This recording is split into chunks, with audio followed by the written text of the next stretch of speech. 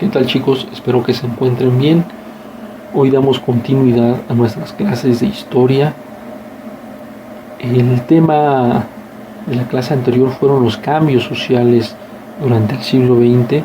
Ahora nos enfocaremos en los cambios políticos durante el siglo XX desde la historia de los organismos internacionales. ¿Qué quiere decir esto? Pues bueno, cómo se crearon ciertas estructuras institucionales para garantizar la paz y los derechos humanos. A continuación observan dos fotografías de los principales líderes mundiales de las potencias vencedoras de la Segunda Guerra Mundial.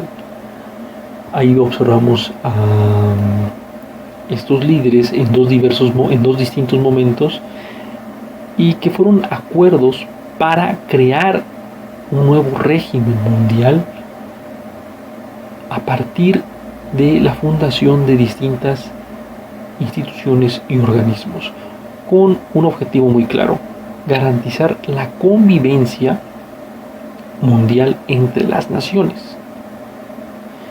Y por eso son llamados organismos internacionales, porque le pertenecen a todo el mundo y porque pretenden llevar los derechos humanos a cada rincón del planeta. Pertenecer a estos organismos internacionales te permite tener asesorías por parte de ellos, te permite acceder a fondos económicos y permite también una mayor comunicación entre los estados pertenecientes a la Organización de las Naciones Unidas, que es el organismo madre por excelencia.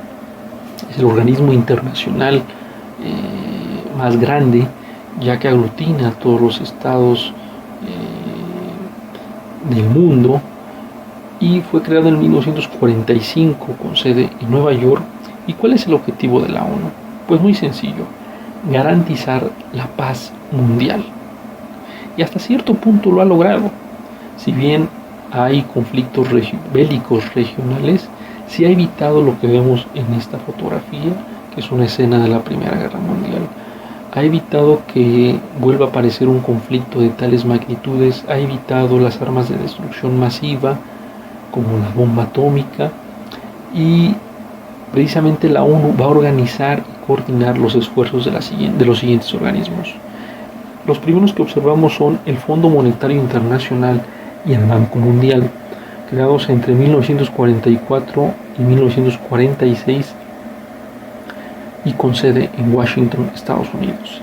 ¿A qué se dedican estos organismos? Pues son organismos económicos y pretenden erradicar la pobreza y así como garantizar el crecimiento económico de los países en vías de desarrollo. ¿Por qué? Porque pretenden que no haya desigualdad económica.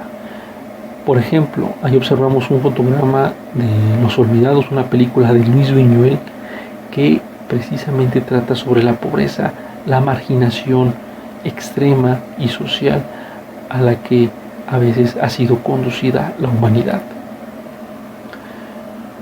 El siguiente organismo es la Organización de las Naciones Unidas para la Educación, la Ciencia y la Cultura, llamado UNESCO, creado en 1945 con sede en París, Francia.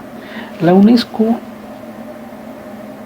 considera lo siguiente: si queremos garantizar la paz mundial, únicamente lo vamos a hacer a partir de la educación, es decir, garantizar la educación plena para todos, con el fin de erradicar la intolerancia, la discriminación y la injusticia. Como por ejemplo observamos en estas dos escenas. La primera es un juicio en contra de una mujer, pues de manera injusta, por creer de distinta manera como creen otras personas, o como por ejemplo en la siguiente imagen, que es de la película Parásitos, que es como hay intolerancia incluso en países avanzados como Corea del Sur entre distintas clases sociales, una intolerancia que a veces se vuelve hasta odio. El siguiente organismo es la FAO, que es la Organización de las Naciones Unidas para la Alimentación y la Agricultura, creada en 1945 y con sede en Roma. La FAO tiene un objetivo que es permitir la plena alimentación de los individuos, pero también de evitar las hambrunas y construir mejores canales de comunicación entre los productores de bienes naturales comestibles. Ahí observamos dos escenas de una película que se llama El Hoyo y que precisamente habla sobre cómo la falta de oportunidades o la injusticia pues no te permite tener esa facilidad y ese acceso a la alimentación. El siguiente es la UNICEF, que es el Fondo de las Naciones Unidas para la Infancia, creado en 1946 y con sede en Nueva York.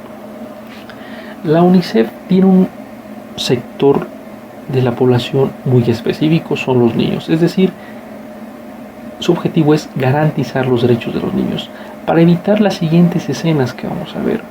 Por ejemplo, ustedes sabían que durante la Edad Media hubo una cruzada de los niños, es decir, se mandó a los niños a una guerra que no tuvo, pues, la verdad, frutos, o para evitar también la explotación laboral de los niños en fábricas.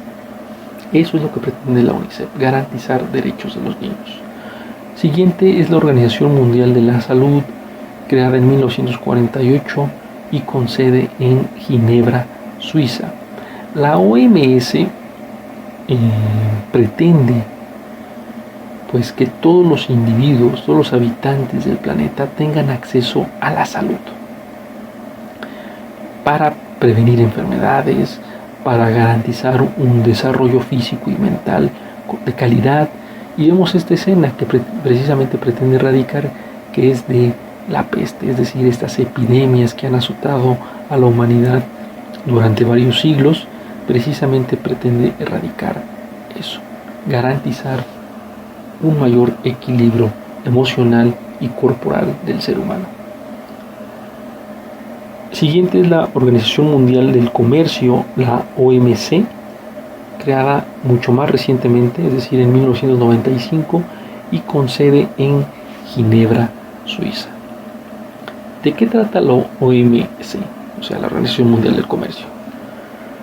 Pues de garantizar una mayor comunicación y acuerdos comerciales entre los estados para evitar los abusos de unos de los países poderosos sobre los países en vías de desarrollo en materia económica, es decir, de evitar apropiarse de sus recursos, de evitar acuerdos injustos, de producir una comercialización, más bien un comercio más justo.